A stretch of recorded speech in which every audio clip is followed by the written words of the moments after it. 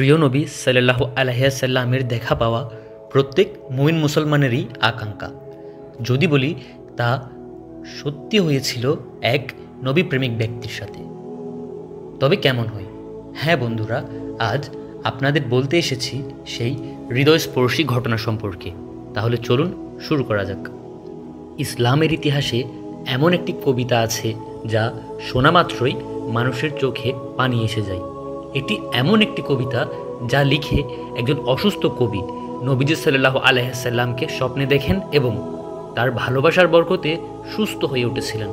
এটি শুধু একটি সাধারণ কবিতা কিংবা নাত নয়, বরং কোটি কোটি মানুষের হৃদয়ের ধ্বনি।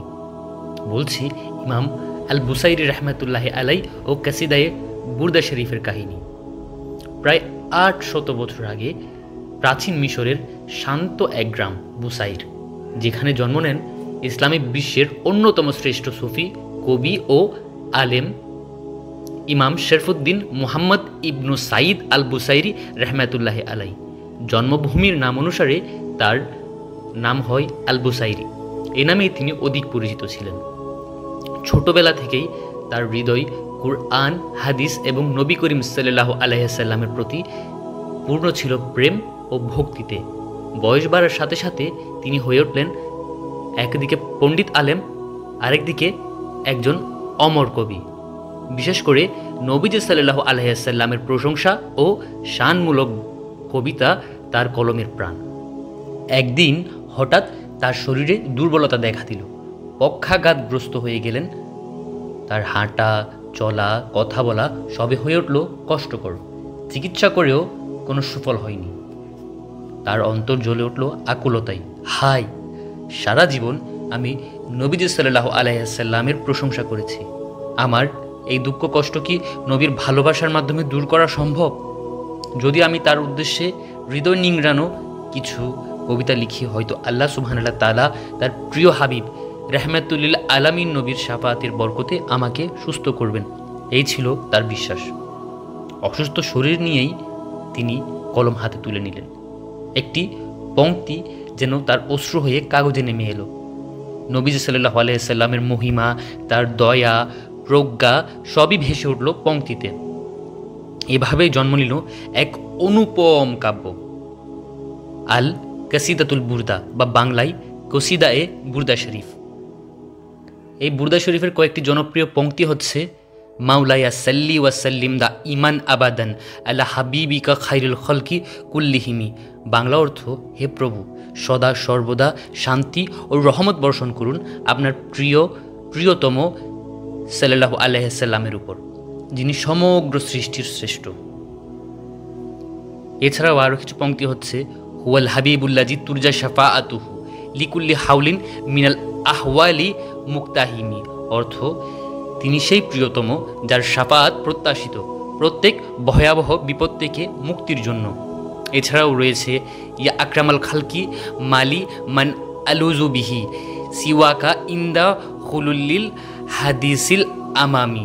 বাংলা অর্থ: হে সৃষ্টির শ্রেষ্ঠতম, বিপদে আপনার বাইরে আর কারো কাছে শাফাআতের জন্য আশ্রয় চাইতে পারি না।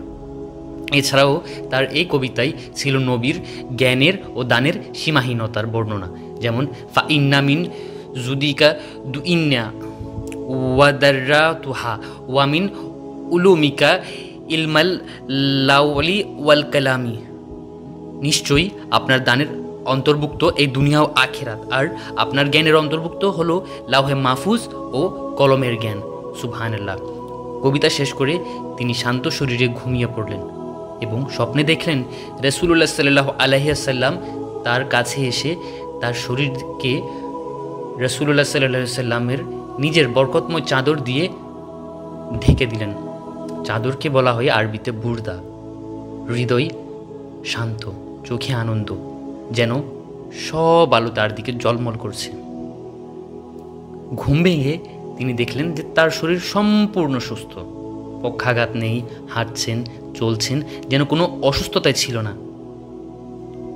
আর তার বিছানার পাশে ছিল নবীজি সাল্লাল্লাহু আলাইহি সাল্লামের দেওয়া সেই চাদর বা শাল তথা বুরদা। এই অলৌকিক ঘটনা ছড়িয়ে পড়ল চারিদিকে। সংবাদ চারিদিকে ছড়ানোর পরই আলেম, সুফি, সাধারণ মানুষ সকলেই বুঝলেন যে নবীজি সাল্লাল্লাহু আলাইহি সাল্লামের প্রেম ও বরকতের মাধ্যমেই ইমাম আল বুসাইর সুস্থ হয়েছেন। কাসিদায়ে বুরদা শরীফ হয়ে উঠল বিশ্ব মুসলিম উম্মার জন্য এক মহামূল্যবান সম্পদ। আজও কোটি মানুষ এটি পাঠ করে নবী করিম সাল্লাল্লাহু আলাইহি সাল্লামের প্রতি প্রেম ও ভক্তি প্রকাশ করে। পরিশেষে বলা যায়, এটি শুধু একটি কবিতা নয়, এটি ভালোবাসা, আধ্যাত্মিকতা, আরোগ্য এবং নবী প্রেমের এক জীবন্ত ইতিহাস। তাই তো বিশ্বের কোটি কোটি মুসলমান এই কবিতাটি হৃদয়ের মাধুরী মিশিয়ে পড়ে। মাওলায়া সাল্লি ওয়া সাল্লিম দাইমান আবাদান আলা হাবিবিকা খায়রিল খালকি কুল্লিহিম। প্রিয় বন্ধুগণ, স্বপ্ন এমন কিছু কল্পনা যা আল্লাহ সুবহানাল্লাহ তাআলা ঘুমন্ত অবস্থায় মানুষের অন্তরে সৃষ্টি করে দেন, অথবা ফেরেশতার মাধ্যমে কল্পনার উদ্রেক করান। আবার কখনো কখনো শয়তানের মাধ্যমে কল্পনার উদ্রেক হয়, তাই হচ্ছে স্বপ্ন।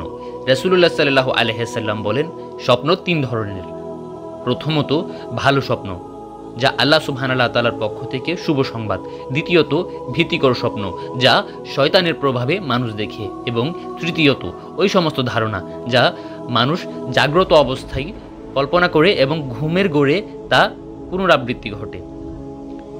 নবী করিম সাল্লাল্লাহু আলাইহি সাল্লাম এক হাদিসে বলেন, আব্দুল্লাহ ইবনে মাসুদ রাদিয়াল্লাহু তাআলা আন থেকে বর্ণিত, রাসূলুল্লাহ সাল্লাল্লাহু আলাইহি সাল্লাম বলেন, যে ব্যক্তি আমাকে স্বপ্নে দেখলো সে যেন আমাকেই দেখলো, কারণ শয়তান আমার আকৃতি কখনোই ধারণ করতে পারে না। এই হাদিসটি সহিহ বুখারী, সহিহ মুসলিম সহ অনেক গ্রন্থে এসেছে, যেমন সহিহ বুখারী হাদিস নাম্বার 6994, সহিহ মুসলিম হাদিস নাম্বার 6056, ইবনে মাজাহ হাদিস নাম্বার 3901, মুসনাদে আহমদ হাদিস নাম্বার 4193, দারেমি হাদিস নাম্বার 2185 এবং জামিউস সাগীর হাদিস নাম্বার 11202। অধিকাংশ বিজ্ঞ হক্কানি আলেমগণের মধ্যে রাসূলুল্লাহ সাল্লাল্লাহু আলাইহি সাল্লামকে যদি কোনো ব্যক্তি স্বপ্নে দেখে তাহলে তার জন্য জান্নাত ওয়াজিব হয়ে যায়। যদি আপনি আপনার স্বপ্নে রাসূলুল্লাহ সাল্লাল্লাহু আলাইহি সাল্লামকে দেখতে পান তাহলে আপনার অনুভূতি কেমন হবে? প্রিয় বন্ধুগণ, একবার কল্পনা করুন তো, রাসূলুল্লাহ সাল্লাল্লাহু আলাইহি সাল্লামকে আপনি দেখছেন আপনার স্বপ্নে বা জাগরণে। আল্লাহ সুবহানাল্লাহ তাআলা আমাদের নসিবেও এই সৌভাগ্য দান করুন। আল্লাহ সুবহানাল্লাহ তাআলা আমাদের অন্তরে তার প্রতি এবং তার প্রিয় হাবিব সাল্লাল্লাহু আলাইহি সাল্লামের প্রতি ভালোবাসা আরও বাড়িয়ে দিক এবং সর্বদা ঈমান নিয়ে চলতে পারার তৌফিক দান করুক। আমিন। আমাদের ভিডিওটি ভালো লাগলে তা লাইক, কমেন্ট এবং শেয়ার করুন। আর রোজ এরকম নতুন নতুন ইসলামিক সত্যি কাহিনীগুলো জানতে চাইলে আমাদের ইউটিউব চ্যানেলটি সাবস্ক্রাইব করুন এবং ফেসবুক পেজটি ফলো করুন। জাযাকাল্লাহু খায়র।